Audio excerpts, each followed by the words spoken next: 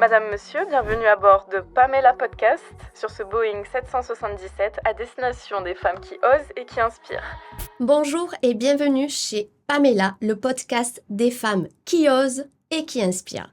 Aujourd'hui, j'accueille une invitée particulière qui n'est pas entrepreneuse, mais qui a un métier à haut risque et un métier qui peut faire rêver beaucoup de femmes.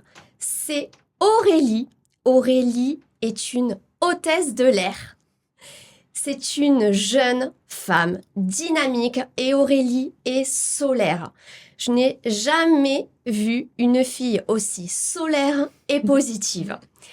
Bienvenue Aurélie. Merci Pamela. Merci d'avoir accepté mon invitation. Avec plaisir, merci à toi. Je suis ravie de t'avoir aujourd'hui face au micro et dans mon studio. Merci. Est-ce que tu es bien installée? Oui, super. Parfait. Donc Aurélie, tu es hôtesse de l'air. Oui. Et ce métier, c'est vrai que ça peut faire rêver beaucoup de femmes, mais c'est vrai que c'est aussi un métier à haut risque. Et tu vas donc nous présenter, et tu vas te présenter avant tout, nous dire donc tout ce parcours qui t'a mené aujourd'hui à ce beau métier. Alors, donc je m'appelle Aurélie, j'ai 28 ans, j'ai un fils de 3 ans et je suis hôtesse de l'air depuis 5 ans. D'accord, depuis 5 ans déjà. Depuis 5 ans, ouais. Quelle a été ta formation pour en arriver là? Alors, j'ai passé mon CCA, donc c'est mon Cabin Crew Attestation. Ok. On peut le passer dans plusieurs centres en France. Et ça dure à peu près, on va dire, 3 mois. Donc, en fait, il y a une première partie, la partie théorie, qui dure 3 semaines, avec des examens tous les jours. On doit avoir minimum 75% de bonnes réponses tous les jours. On parle de marchandises dangereuses, de sûreté, de tout ce qui va être anatomie, premier secours. Enfin, voilà, c'est très complet, les réglementations de l'aérien, etc. D'accord. Et à la fin de ces 3 semaines, donc, on a notre examen final. Une fois qu'on a validé cet examen final, on doit passer à un test de natation. Ah oui. Donc, pour le test de natation, pareil, ça va être sur une après-midi où on va devoir, habillé plutôt, pardon, on va devoir justement aller donc en piscine, sauver, entre guillemets. Donc ça, cette formation-là, c'est pour vraiment si vous avez un risque... Ouais. Voilà. S'il y a un amérissage, en fait, D'accord. de pouvoir justement tracter des personnes et les ramener jusqu'à notre radeau de sauvetage. Ok. Voilà, donc on est formé là-dessus aussi. Une fois qu'on a validé tout ça, on peut s'inscrire à justement la partie pratique qui, elle, dure entre 1 et 2 semaines. Et là, ça va vraiment être le vif du sujet. Donc, ça va être tout ce qui est évacuation sur terre, sur mer, donc les radeaux. On va faire tout ce qui est les extinctions de feu, incendie. Donc, on est dans des cabines simulées avec énormément de fumée, tout éteint. Et on doit retrouver le feu avec nos cagoules, nos extincteurs. On va avoir tout ce qui est premier secours, qui est une grosse partie aussi. D'accord, c'est quand même assez impressionnant. Oui. Et il vous baigne vraiment dans le vif du sujet. Oui. D'accord. Et d'ailleurs, la plupart des gens pensent que justement, les hôtesses de l'air sont juste là pour servir des cafés. Tout à fait. Pendant notre formation, on ne nous parle pas du tout, même pas une seule fois de commercial. C'est que de la sécurité et secourisme. C'est vraiment la première des choses. Ok. Et moi, ma question principale, c'est justement donc cette peur, parce que ça peut faire peur quand même quelque part ce métier. Et moi, je suis admirative de ce beau métier et de vous en tant que femme, de se dire, est-ce que la peur, un jour, a pu te freiner? Alors, me freiner, non, parce que, on va dire que je suis quand même rassurée parce que, comme voilà, tout le monde le sait, c'est quand même le moyen le plus sûr. Oui. Mais c'est vrai que s'il se passe quoi que ce soit, ça pardonne pas. Voilà, donc moi, il m'est arrivé quelques événements où je me suis retrouvée à avoir peur. Oui. Quand j'étais à bord, j'ai eu peur, mais ce qui nous sauve... Dès les premiers vols? C'est dans tes premiers vols quand tu as commencé ou ça Non, a été... c'est vraiment quand il s'est passé ce D'accord. qui s'est passé, ça m'a fait peur parce qu'on reste humain, donc forcément on a les émotions qui reviennent. Mais ce qui nous sauve, en fait, c'est vraiment nos procédures, notre formation, et on est tellement... fait, on est tellement Vous êtes formaté, bien préparé que ça prend le dessus et tout le côté affectif, émotionnel vient au second plan, quoi. Parce que là, quand ça vous arrive, la première des choses à vous dire, c'est vous pensez aux passagers. Et comment vous réagissez Alors, parce que là, les visages des personnes, Ouais. moi, je m'imagine, Ouais. je deviens blanche, ouais, peureuse comme je suis. Et là, quand tu vois toutes les personnes, parce que c'est C'est beaucoup de personnes dans un Ouais. avion, Ouais. là, tu te dis, waouh, ouais. Alors, qu'est-ce que si vous je devez peux, faire? si je peux juste me permettre, vraiment, Oui. la première réaction, Oui, ça n'a pas été les passagers, j'ai pensé à mon fils. d'accord. Oui. J'ai pensé à oui. mon fils. Et c'est là que après, je me suis recentrée sur moi, mais ça dure 1 seconde. Hein. Oui, t'as pas le temps, en Non, fait. c'est vraiment, ça dure 1 seconde. Je me dis, oh, ok, mon fils à la maison. Et après, je reprends le dessus grâce à mes procédures, justement. Et je me dis, ok, alors, tel passager, là, ça, nos portes, nos équipements, etc. Et là, en fait, on rentre vraiment dans le cadre sécurité et sécurité de tous les De passagers. tous les quoi. passagers. Ouais. C'est vrai que c'est ce métier-là, émotionnellement et psychologiquement, il est assez intense. Oui. Est-ce que dans la formation que vous faites, il y a cette partie psychologie, une partie psychologie ou pas? Alors, on nous parle un petit peu qu'il faut qu'on se préserve. On nous parle beaucoup de sommeil parce qu'en fait, la fatigue Oui. fait faire des choses un peu... Enfin, la fatigue nous Parce fait que- faire un peu n'importe quoi, c'est vrai. Donc, on nous parle beaucoup du sommeil. Après, on a des cours plus axés sur les facteurs humains, D'accord. stress, fatigue, et sur les passagers aussi. Ok. Passagers indisciplinés ou des choses comme ça. Quoi. Oui, c'est ça encore encore, autre chose. c'est autre chose Voilà. sur lequel il Ouais. faut gérer. Et oui, ça peut arriver Ouais. sur n'importe quel vol. Ouais. Des personnes qui peuvent se bagarrer, des Oui. personnes Ça trop arrive très alcoolisées. souvent, presque sur tous les vols. Ouais. Ah ouais. Ouais. Presque sur tous les vols. Ouais.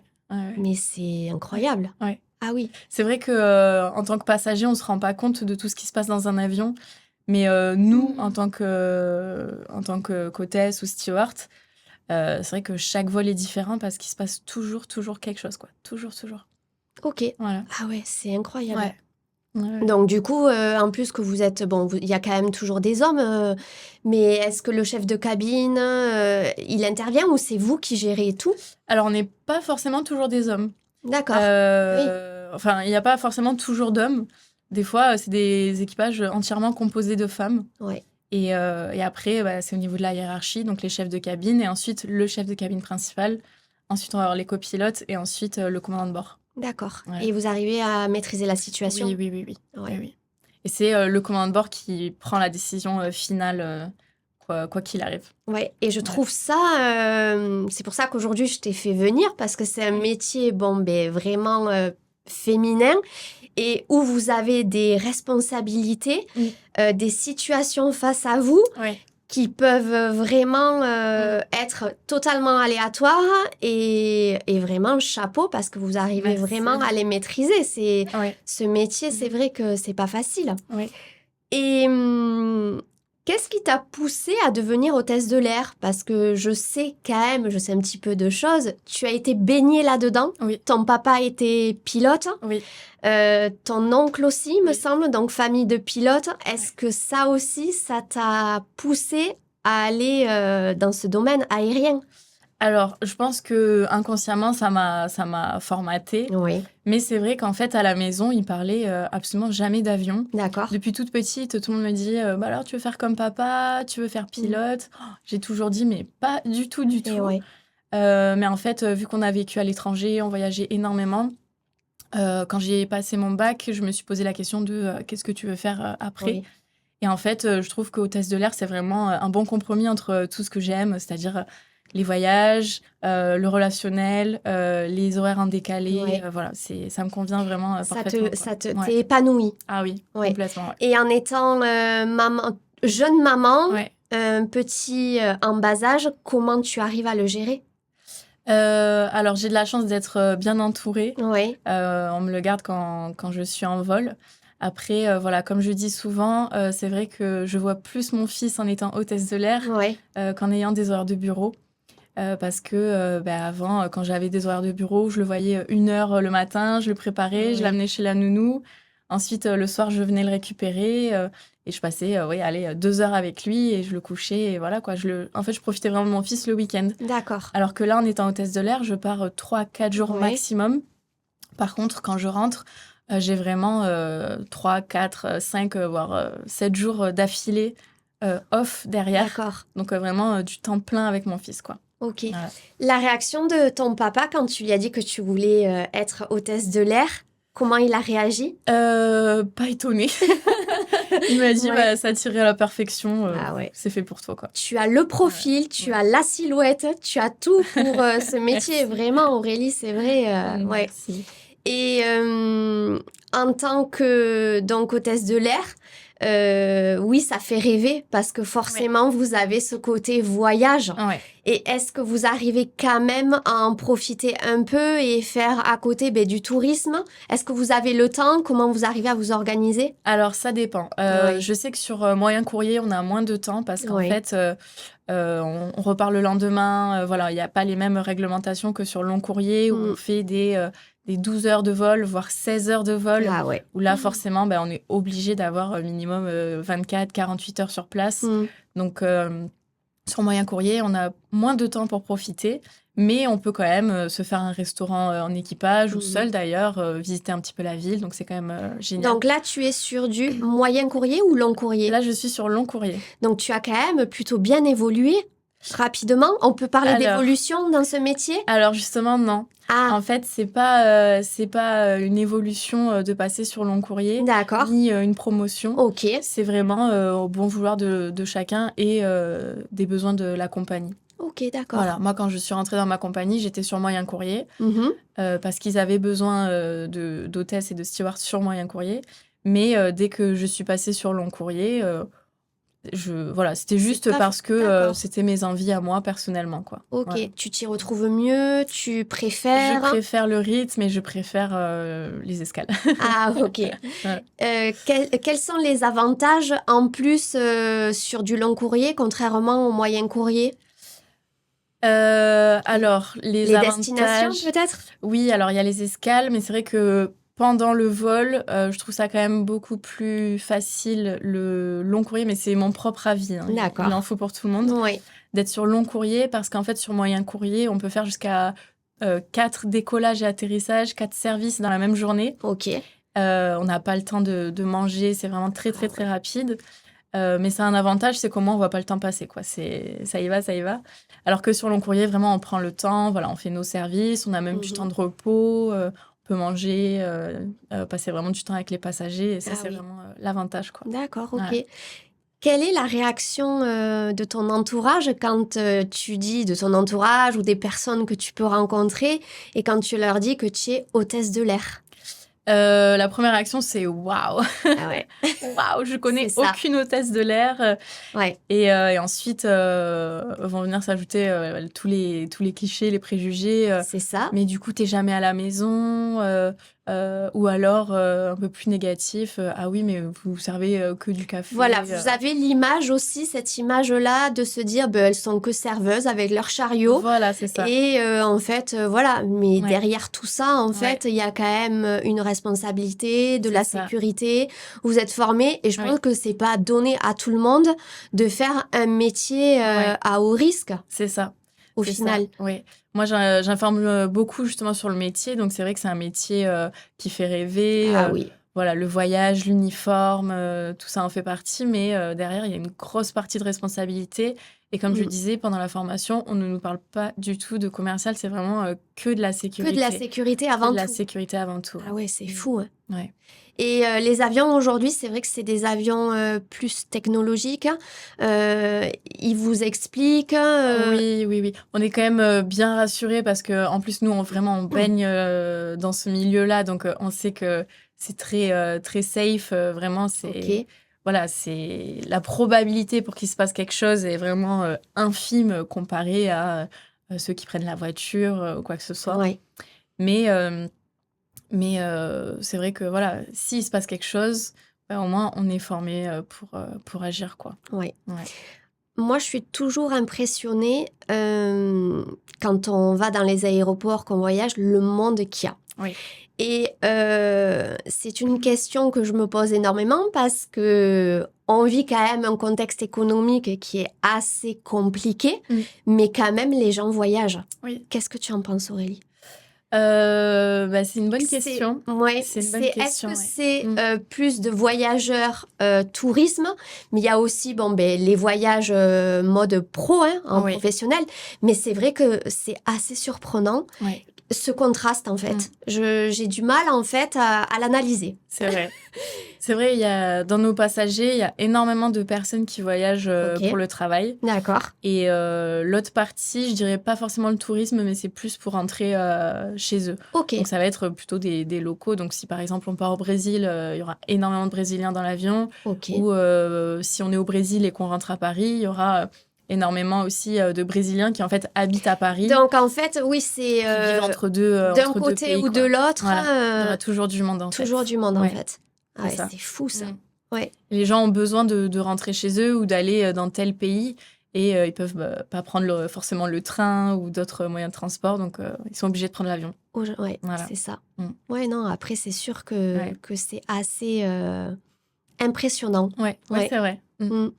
Derrière cet uniforme, puisque vous avez un uniforme, ça donne, tu as pu nous le dire, que effectivement ça pouvait donner une image, mais derrière tout ça, est-ce que ça vous donne aussi de la confiance de porter cet uniforme et de se dire, on pose un cadre, on a cet uniforme, le make-up qui va avec, et vous êtes, il y a des exigences à respecter? Oui. Quand on a l'uniforme, on représente la compagnie, donc de suite on va mettre, alors je dirais pas un masque, mais c'est tout comme en fait. Un costume. Voilà, c'est ça, un uniforme. Uniforme, voilà, ça porte bien son nom. C'est ça. Ouais. Et en fait, donc tout ce qu'on va dire, c'est comme si la compagnie le disait. Donc il faut vraiment qu'on reste très professionnel. Qu'on garde le sourire, même si on est fatigué, stressé, en colère, peu importe, comme je disais, on reste humain, donc on a tous nos émotions, mais toujours rester professionnel et justement, si on a des passagers indisciplinés ou quoi que ce soit, en ayant l'uniforme, de suite, ça nous donne plus de prestance et ça a plus de poids quoi, en face du passager. Non, c'est vrai, ça fait... Oui, c'est beau de voir... moi, je trouve que c'est beaucoup mieux d'avoir, chaque fois l'uniformité entre vous toutes, les relations dans l'équipage. Ça se passe comment parce que vous êtes nombreuses. Est-ce que tu fais partie toujours d'un même équipage, d'une même équipe ou pas du tout? Ça change à chaque fois? Jamais. Ah oui. Donc ça, c'est un des avantages et des inconvénients aussi de ce métier. C'est qu'en fait, on n'est jamais avec les mêmes collègues. Donc c'est bien parce que on rencontre énormément de personnes intéressantes. C'est hyper enrichissant. Mais c'est vrai que à chaque fois, il faut se présenter. Voilà. Mais non, on n'est jamais avec les mêmes personnes. Après, on peut se croiser au siège de la compagnie. D'accord. Ou de temps en temps, on a déjà fait un vol ensemble, mais c'est assez rare, quoi. D'accord. Voilà. Ok. Ouais. Et au niveau... Oui, vas-y. Au niveau des relations, en général, ça se passe quand même plutôt bien parce qu'en fait, on est tous là pour la même chose, quoi, la même mission. Après, il y a les caractères de chacun qui font que des fois, ça peut peut-être coincer, surtout avec la fatigue. C'est pour ça qu'on nous parle énormément de fatigue. Ah oui. Pour justement la cohésion d'équipage. Mais sinon, ça se passe à 99% bien, quoi. Comment vous arrivez à gérer cette question du sommeil avec les décalages horaires, votre corps, ton corps, comment tu arrives à l'équilibrer et à te dire je me maintiens en forme pour mon côté maman quand je retrouve mon fils et être vraiment opérationnel sur les vols? Comment tu arrives à équilibrer tout ça? Difficilement. C'est un vol qui est c'est un métier qui est extrêmement fatigant, extrêmement fatigant. Et c'est vrai que après on est tous différents. Il y en a qui ont besoin de dormir en 3 heures, ils récupèrent, et d'autres, ils ont besoin de 12 heures. Voilà. Donc, ça dépend des personnes. Moi, je sais que ça va, je le vis quand même assez bien. D'accord. Par contre, c'est vrai que quand je rentre de vol, je suis rincée, quoi. Ah Ah ouais. Je suis rincée et c'est vrai que, comme tu disais, quand il faut reprendre le rôle de maman, C'est ça. on rentre à la maison, le petit, il est avec nous. Puis les tâches ménagères C'est du ça, quotidien, il te faut le gérer quand même. Donc, ouais. Et souvent, je rentre de vol, je me mets sur le canapé, mais en fait, je m'endors tellement que je suis épuisée. Le petit maman, réveille-toi, réveille-toi. Waouh. Et là, c'est dur. Là, c'est dur. La double casquette, elle est vraiment très compliquée à gérer. Mais après, voilà, une fois qu'on se repose, ça va mieux, c'est reparti. Et on repart dans notre vie du quotidien avant de reprendre les vols, quoi. D'accord, ok. Quel est ton mantra quand tu prends le vol et que tu te dis, qu'est-ce que tu te mets en tête? Quel est ton guide qui t'accompagne au quotidien sur tous les vols? Est-ce que tu en as un? Je dirais sur tous les vols, mais en fait, sur toute ma vie, en fait. Ouais. Comme tu disais, en fait, je suis quelqu'un d'hyper positif, donc je sais que quoi qu'il arrive, ça va aller, ça va bien se passer. En fait, le négatif, c'est même pas... Ça te traverse pas l'esprit. C'est même pas une option pour moi, en fait. Ouais. Je sais que tout va bien se passer, et du coup, vu que j'envoie vachement d'ondes positives, je reçois aussi énormément de positifs, donc... c'est top, ça. Voilà. Tu es comme ça depuis petite? Depuis toujours, ouais. Ouais. Toujours positive. C'est quoi ton secret? Je sais pas. La génétique. La génétique, l'éducation. C'est vrai, c'est pas donné à tout le monde. L'éducation aussi. L'éducation aussi. Parce que souvent, on voit toujours plus le négatif que le positif. Oui. Alors, sûrement, du coup. Mais ouais. Si tu le dis. Le cerveau, en général, le mental, il a toujours tendance à te rebasculer sur du négatif, parfois. Mais moi, dès que j'ai une pensée négative, automatiquement, c'est l'inverse, ça va me le basculer en positif, quoi. Ok. Et alors oui, l'éducation, ça joue beaucoup, mais aussi, comme je te disais juste avant, j'ai grandi à l'étranger. Oui, t'as vécu où, en fait? J'ai vécu en Inde. D'accord. Je suis partie en Inde à l'âge de 10 ans. Ah oui. Et c'est vrai qu'en fait, quand tu vois tout ce qui se passe ailleurs, tu relativises surtout. Surtout là-bas. Voilà. Avec le seuil de pauvreté, tout ce que tu peux voir. Mais à côté de ça, dans ce pays, il y a tout ça, tout ce côté positif, qui te permet d'aller de l'avant. C'est ça. Mais voilà, c'est vraiment tout ce combo en fait qui fait que aujourd'hui, je relativise sur tout, quoi. Donc quand je prends un vol, je me dis pas il peut se passer ça ou il peut se passer ça. Dans tous les cas, on peut pas faire ce métier en pensant comme ça. C'est pas possible. C'est pas pas possible. Donc c'est vraiment des personnalités qui ont vraiment le côté vraiment positif. Lors des recrutements, ça en fait partie. Oui. Et voilà. Ouais. Tu peux nous dire comment ça se passe en recrutement? Comment ça s'est passé pour toi? Oui, alors c'est très long. C'est très, très long. En fait, je dis toujours, le plus facile, le plus simple, c'est vraiment d'avoir son CCA, donc son attestation d'hôtesse de l'air. Et le plus dur, c'est d'être recruté en compagnie. Parce qu'il y a énormément de postulants pour peu de postes, donc ils sont très sélectifs. Et c'est vrai que pendant les recrutements, il y a plusieurs phases, plusieurs étapes. On va avoir des tests psychotechniques, on va avoir des entretiens de groupe, des entretiens individuels.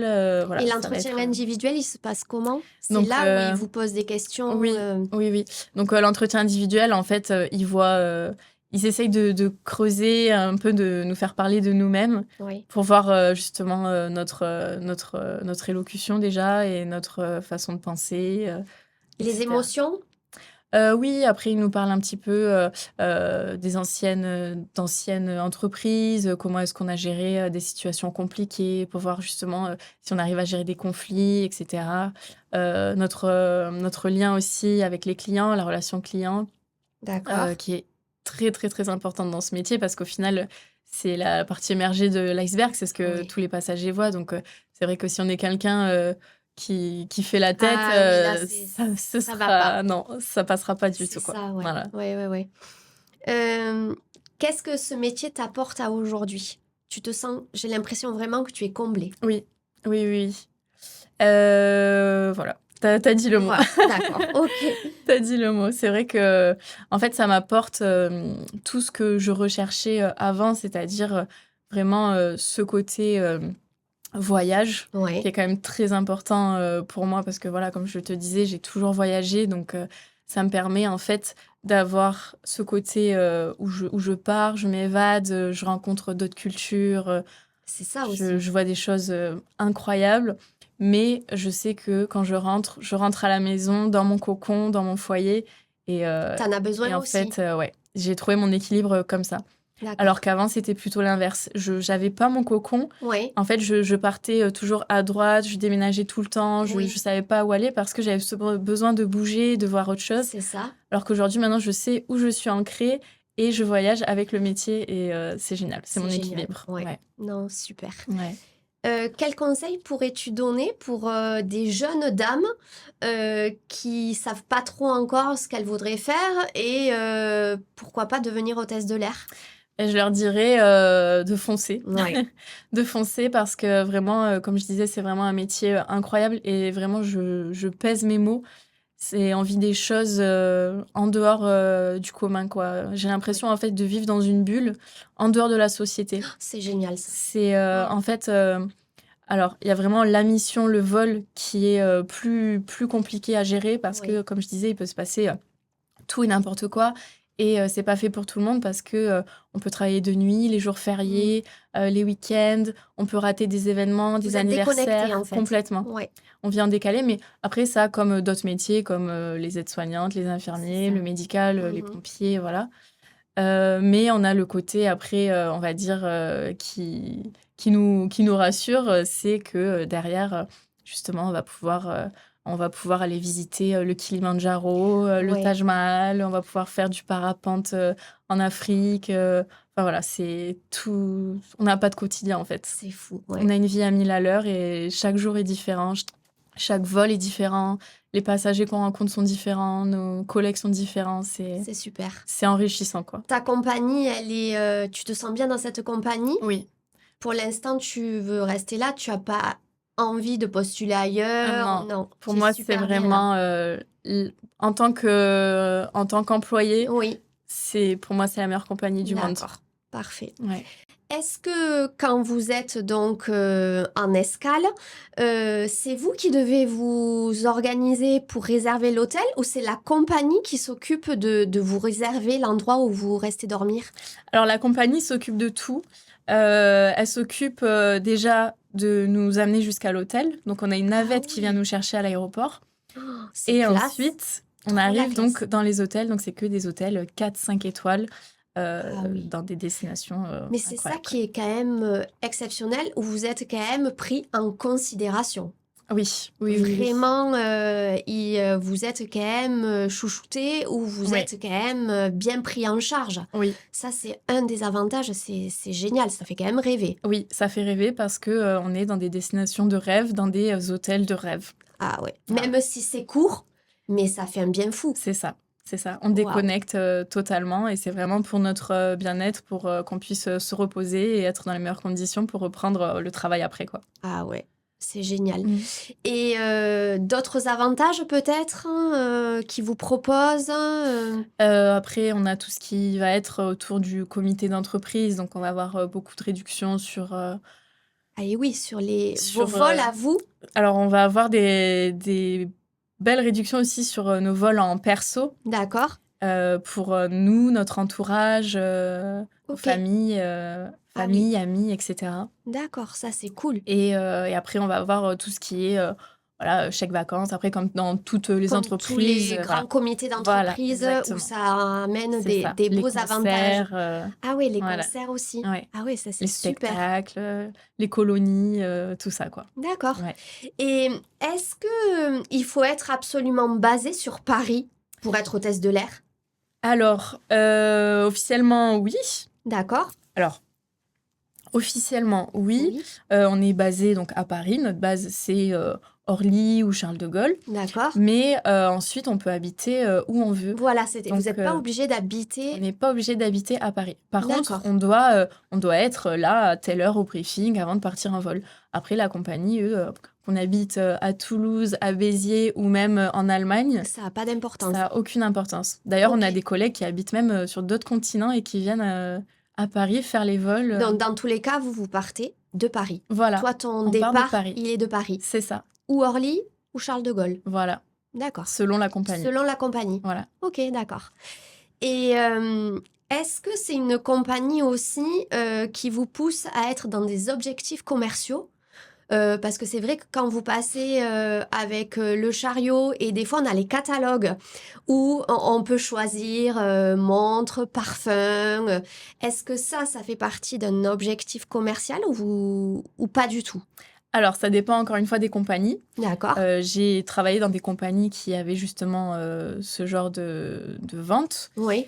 Mais dans la mienne actuellement, on n'a plus, on n'a plus ça. Vous n'avez pas cette Non, pression-là. on n'a pas cette Oh pression-là. là Et là, ça, c'est génial. ça, c'est top. Mais c'est confort parce Ouais. que psychologiquement, t'as pas. Déjà que vous avez quand même pas mal de choses à gérer. Servir les boissons, Ouais. servir les repas, les préparer. Ouais. Enfin, les préparer, les faire réchauffer, c'est Oui, ça? oui, oui. J'y suis pas, mais j'observe beaucoup quand Oui, il y a énormément de choses. vous avez quand même pas en mal de coulisses. choses. Ouais. En fait, oui, 8 heures de vol, mais en fait, vous les voyez pas passer. C'est ça. Donc, si en plus, on devait vous mettre des objectifs pour vendre tel ou tel Ça existe, produit. mais voilà, dans ma compagnie, Ah, en tout cas, c'est plus le cas. Ça existait à une certaine période, mais aujourd'hui, on le fait plus. Et c'est vrai que c'est un point en moins. C'est Ah ben c'est vrai oui. que c'est une tâche en moins à faire pour nous. Mais après, on va avoir tout ce qui est pression sur justement, alors pression entre guillemets, Oui, mais entre guillemets, oui. tout ce qui va être commercial. Donc en fait, on va avoir beaucoup plus de temps pour s'occuper des passagers, avoir des attentions particulières Vous envers êtes au eux. service du passager. Totalement. Ouais. Totalement. Et c'est vraiment ce qui ressort de notre métier. C'est vrai Vouloir que faire plaisir. voilà, vouloir faire plaisir, rassurer. Si quelqu'un a peur de l'avion, on va Oui, vraiment voilà, c'est ça. venir le voir tout le temps. Est-ce que ça va lui faire des petits cadeaux, des petites attentions, ou alors les anniversaires, les anniversaires de mariage, Ah les oui. familles. Est-ce que tout va bien? Vous avez besoin de quelque chose? Et Voilà, sur c'est les enfants qui voyagent seuls oui aussi, aussi, non? aussi. Oui, oui, Ouais. oui. Les enfants qui voyagent seuls, alors eux, c'est vraiment nos petits protégés. Ah ouais. Ils sont vraiment En tant que parent, tu peux te dire que oui. ils partent et t'es un peu tranquille dans Voilà. le sens où ils sont quand même beaucoup pris en charge. Oui, Ok. on est toujours à leurs petits soins, à aller voir si tout va bien, leur Ouais. proposer des jeux, voilà. Et j'ai une autre question aussi. Est-ce que c'est super important le placement des passagers? Est-ce que le numéro est important lors du vol? Oui, Oui. oui. Alors Ah, ça, c'est plus des choses qui se passent justement en tant que qu'agent d'escale au sol ou pendant la réservation. Mais c'est vrai que, par exemple, un enfant ou une personne en situation de handicap ou une personne obèse ne pourra pas s'asseoir aux issues de secours, par exemple. d'accord, ok. Parce que il faut que la personne soit apte à pouvoir ouvrir et sortir de l'avion si jamais les hôtesses de l'air ne sont pas là. Donc un enfant de 12 ans ou de 11 ans, 8 ans ne pourra pas le faire. Et sinon, on essaye aussi d'éviter justement de mettre des passagers à côté des enfants qui voyagent seuls. D'accord. Et si l'avion est rempli, on va mettre une femme à côté des enfants. Voilà. Donc, c'est important de rester assis À sa place. à sa place. Oui.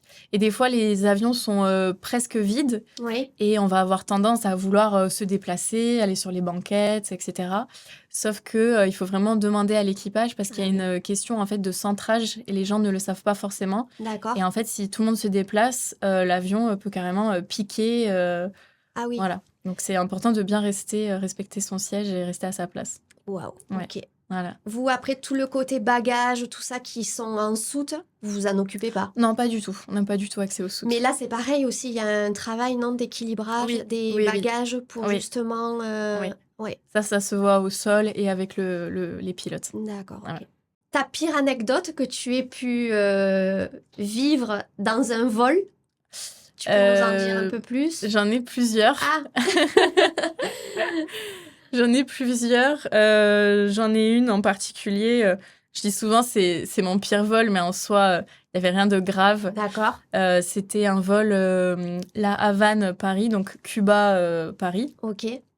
Et en fait, on avait donc 9 heures de vol et Mhm. on a eu 8 heures de turbulence. D'accord. Donc en fait, le pilote nous a dit avant de partir, voilà, on va avoir 8 heures de turbulence, donc faites le service avant les turbulences, et ensuite tout le monde, on range tout le monde s'attache, et ça pendant 8 heures, ça va être tranquille. Enfin, tranquille pour nous, parce que du coup, on n'aura pas à faire grand-chose, mais voilà, ça va un peu bouger. Et donc on part, on envoie le service, etc. Et là, on voit qu'il y a un appel toilette. D'accord. Donc, je suis la plus proche, j'y vais. Et un monsieur qui était mal en point, on va dire. Donc, j'ai vu ça, je suis allée voir sa femme. Voilà, je lui ai dit que ça allait pas trop. Donc, elle est partie voir ce monsieur, on continue le service, on range tout. Et là, début des turbulences. Donc, tout le monde s'assoit, attaché, tout ça. Et donc, nous, on était donc, au galet, à notre office, quoi, à l'endroit où on prépare tout. D'accord. Et là, je vois une passagère qui arrive et qui dit « Oh, excusez-moi, j'ai envie de Et là, vomir. Et elle vomit partout par terre. Ensuite, une deuxième passagère qui arrive, un passager. Et en fait, le fait d'entendre, de voir, etc., tout l'avion s'est mis à vomir. Arrête. Mais quand je dis tout l'avion, c'est vraiment tout l'avion. Il n'y a pas une personne qui n'a pas vomi.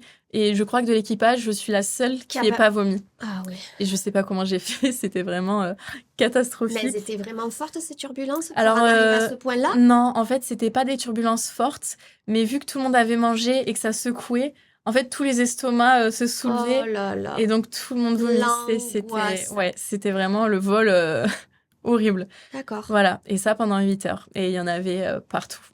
Donc ça, les turbulences, vous ne pouvez pas le savoir à l'avance, bien évidemment, avant de décoller, ou quand même le pilote, il sait un peu ce qui va se passer? Si, alors en fait, ils ont un plan de vol. D'accord. Ils ont un plan de vol où ils voient justement tout la route qu'on va prendre avec justement les zones avec turbulence. Ok. Donc nous, en fait, avant de partir en vol, on se retrouve 1h30 avant avec l'équipage pour justement débriefer, faire un briefing, sur tout le déroulé du vol.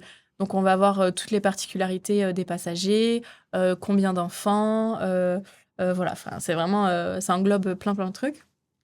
Et ensuite, les pilotes rentrent dans la salle de briefing et ils rajoutent des informations qui sont essentielles comme le temps de vol, les turbulences. Voilà, donc ils nous disent on aura des turbulences 1h30 après le décollage. Et on aura c'est bien précis quand même. C'est hyper précis. Ah oui. Mais vu que ça reste de la météorologie, ça change. Ça peut changer. Ça change. Donc, voilà. D'une minute à l'autre. Oui, ça change rapidement. Ouais. D'accord, ok. Voilà. Donc, on part sur un plan de base. Vous le savez, ils le savent vraiment à l'avance. Ils le savent à l'avance, mais des fois, on peut avoir des turbulences qui sont non prévues. Et c'est plutôt celles-là qui peuvent être dangereuses parce que vu que les pilotes ne les voient pas au radar, une turbulence peut tomber d'un coup. Est-ce que c'est la même chose, turbulence et trou d'air? Alors, trou d'air, c'est une idée reçue. Trou d'air n'existe pas parce qu'il n'y a pas de trou dans l'air, en fait. D'accord, ok. Comme il n'y a pas de trou dans l'eau. Alors, ça se dit. Ça se dit. On est d'accord. Oui. Mais c'est turbulence. Voilà, c'est ça. C'est ça. Et est-ce qu'on peut rentrer en disant, est-ce que il vous parle ou c'est plutôt le pilote de cette fameuse boîte noire? Ah, alors on n'en parle jamais. Ah. Non, on n'en parle jamais. Ça fait partie de l'avion. Mais pas plus. Non, voilà. Ok. C'est ça. Mais cette boîte noire, quand même, elle enregistre tout le vol. Tout. C'est là où il y a... Ouais. Et on vous en parle pas? Alors, on vous en parle en formation, mais après... pendant le vol, ça sert à rien d'en reparler parce que voilà, nous on fait juste notre travail. On sait qu'elle est là, mais c'est tout. Comme là, tu vois, on discute, mais on parle pas de notre micro, quoi. Non, voilà, forcément. C'est pareil. Mais c'est là où sort le son. Mais c'est là, voilà. C'est ça. C'est enregistré, c'est enregistré. Voilà. Ok, d'accord. D'autres anecdotes peut-être? Oui, alors j'en ai plein. Franchement, j'en ai plein. Une dernière. Sur un de mes premiers vols, j'ai été un peu bisutée par mes collègues, mais très gentiment. Ça reste toujours cordial, gentil. Et en fait, donc c'était pas dans ma compagnie actuelle, c'était dans une autre compagnie où j'étais avant. Et mes collègues sont venus et en fait, ils m'ont affiché une feuille dans le dos avec écrit « Aurélie, célibataire, 06 ». Voilà. Et moi, je me suis rendu compte de rien. Et donc, je commence mon petit service en cabine, tout ça. Et là, je vois tous les passagers qui rigolent. Et vu que moi, je suis hyper bon public et que hyper joviale, tout ça, moi, je rigole avec eux. Je comprends pas ce qui se passe. Et en fait, il y a une différence entre rire avec les gens et rire de quelqu'un. C'est ça. Et là, je me suis rendu compte qu'en fait, il rigolait de moi. Comment tu t'en es aperçue? Et donc, j'ai fait marche arrière, je suis allée voir mes collègues, j'ai dit Je comprends pas, tous les passagers rigolent, ils me regardent, j'ai quelque chose entre les dents, il se passe quelque chose, ça va pas. Et mes collègues, bah non, non, il y a rien du tout. Donc j'y retourne. Et là, il y a une passagère qui me dit, excusez-moi, je pense que vos collègues ont transmis votre numéro de téléphone. Moi, je venais d'arriver, je savais pas trop comment ça se passait. Donc je regarde sur son écran, je dis, comment ça, il y a mon numéro de téléphone sur les écrans? Je comprenais pas. Et en fait, elle dit, non, non, non, tournez-vous. Et là, je regarde et je vois une feuille A4 collée dans le dos. Excellent. Du style poisson d'avril, quoi. Ben ouais. Et je regarde la feuille, mais j'avais Bon, du tellement coup, ça a mis une honte. bonne ambiance. Ah, ça a mis sur une le vol. super ambiance. Ah ouais. Et c'était que le début, parce qu'après, avec l'équipage, on faisait que rigoler. Vraiment, les passagers, ils sont sortis, ils ont dit, mais c'était le meilleur vol de notre vie. Ben On voilà. a tellement rigolé. J'ai Voilà. laissé un souvenir Ouais. qui était assez C'est marrant. ça, ouais. Et est-ce que tu étais célibataire pour le coup? Non, Ah ben voilà, manque de vol. mais c'était pas mon vrai numéro. D'accord, bon, mais heureusement d'ailleurs. Ouais. D'ailleurs, il y en a qui commencent à prendre les numéros, Ah mais ouais, et oui, c'est pas le forcément. mien.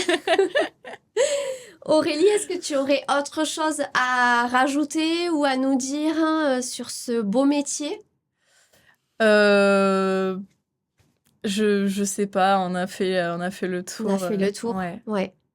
Ben écoute, merci d'avoir accepté encore une fois mon invitation. Bah, avec plaisir. Merci J'espère à que toi. ça aura donné envie à des futures jeunes dames de s'envoler et de devenir Ouais. hôtesse de l'air. Moi, pour la petite anecdote, par contre, oui, j'ai oublié de le préciser, mais c'est vrai que c'était un métier, alors, j'avais hésité entre BTS tourisme et BTS esthétique. Bon, ben, je suis allée vers l'esthétique, mais pas hôtesse de l'air, mais j'aurais aimé être hôtesse, mais au sol. Ah oui. Dans les aéroports, c'est vrai que c'est un métier qui m'a toujours plu, et le tourisme, ou travailler aussi dans un hôtel. Voilà. Ok. Pour la petite anecdote. Mais du coup, c'est peut-être qu'un jour, qui sait. Mais bon, je pense pas. Je suis déjà trop vieille. Mais non, il n'y a pas d'âge. Voilà. Écoute, Aurélie, je te dis à très vite. Et peut-être qu'un jour, il y aura quelqu'un de notre ville qui tombera sur un vol avec toi. Mais j'ai souvent le maire à bord. Ah, J'ai souvent le maire de notre ville à bord. Monsieur Ouais. Ménard. C'est Ouais. ça. Oui, C'est ça. justement, c'était ça que je voulais te demander. Si tu étais déjà tombée sur une star. Ah oui, beaucoup. Ah, Oui, oui, oui. J'ai eu beaucoup de passagers connus, enfin de personnes connues en passager. d'accord, ils prennent pas les jets privés. Et non, Pas forcément. non, non, non. Ah. Beaucoup aussi de ministres, d'hommes politiques et de stars, de chanteurs, de Ah oui, chanteuses. t'es tombée sur... Ouais. Ok. Ils restent Ouais. discrets, ils ont besoin d'une place en particulier ou ils... Ça dépend. D'accord, dépend. ça dépend. Tu J'en peux ai... nous dire qui? Non, j'ai pas le droit. Ah, J'ai oui, pas tu le peux droit. pas le dire. Je suis désolée. Confidentiel. Voilà, c'est ça. Ok. Mais il y en a qui sont arrivés avec tous les gardes du corps, mais en restant discret. Voilà, côté hublot, Ok. ni trop avenant, ni trop renfermé. Voilà, juste je fais mon vol, Ok. je suis cordiale, mais laissez-moi tranquille, quoi. Je suis pas là pour faire des photos. Voilà, ou ils signer, veulent pas vous signer des autographes, ça. tout ça, puis vous C'est ça. les laissez tranquilles, C'est vous ça. respectez Voilà, leur intimité. c'est ça. Ok. Ouais. Bon, super. Mais écoute, je pense qu'on en a terminé, qu'on a fait le tour. Oui. Merci d'avoir pris le temps de nous écouter. N'hésitez pas à liker cette vidéo et à vous abonner à ma chaîne YouTube et à vous abonner également sur les plateformes Spotify, Apple Podcast. Je vous dis à très vite pour une nouvelle interview.